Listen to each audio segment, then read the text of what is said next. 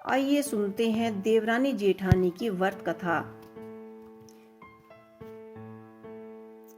एक शहर में देवरानी जेठानी रहा करती थी। देवरानी गरीब थी और जेठानी अमीर थी।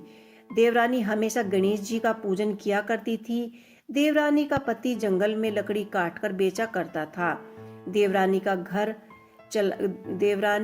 घर चलाने के लिए जेठानी के यहाँ काम किया करती थी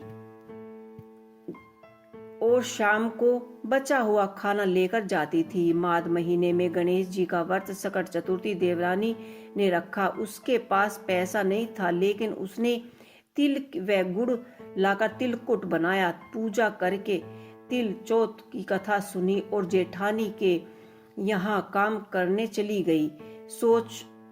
सोचा शाम को चंद्र को अर्घ देकर जेठानी के यहाँ से जो भी खाना आएगा तिलकुट खाऊंगी।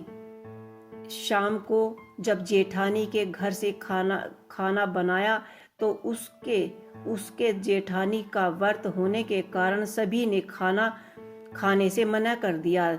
अब देवरानी ने जेठानी से बोला, आप मुझे खाना दे दो जिससे मैं घर चली जाऊं। इस पर जेठानी ने कहा कि आज तो किसी को भी खाना नहीं मिलेगा, किसी ने भी खाना नहीं खाया है, तुम्हें कैसे दे दूं?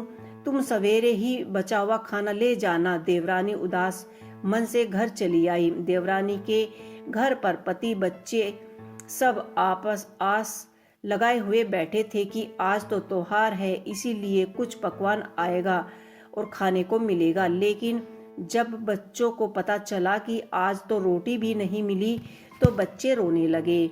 उसका पति भी बहुत क्रोधित हो गया और कहने लगा कि दिन भर काम करने के बाद भी वह 2 रोटी नहीं ला सकती। वह बेचारी गणेश जी को याद करने लगी और रोते पानी पीकर सो गई। उस दिन सकट माता बुढ़िया माता का रूप धारण करके देवरानी के सपने में आई और कहने लगी, सो रही है या जाग रही है? वह बोली, कुछ सो रही हूँ, कुछ जाग रही हूँ। बुढ़िया बोली, भूख लगी है, खाने के लिए कुछ दे दो। देवरानी बोली, क्या दूं? मेरे घर में तो अन्न का एक दाना भी नहीं है। जेठानी बचा हो चुका खाना देती थी, आज उन्होंने भी नहीं दिया। पूजा का बचा हुआ तिलकुट छींके में पड़ा है, वही खा लो। सकट माता ने तिलकुट खाया और उसके बाद कहने लगी, निमटाई लगी है, कहाँ निमटाऊं? उसने कहा, यहीं खाली झोपड़ी के किसी एक कोने में निमटा लो, जहां इच्छा हो वहां निमटा लो।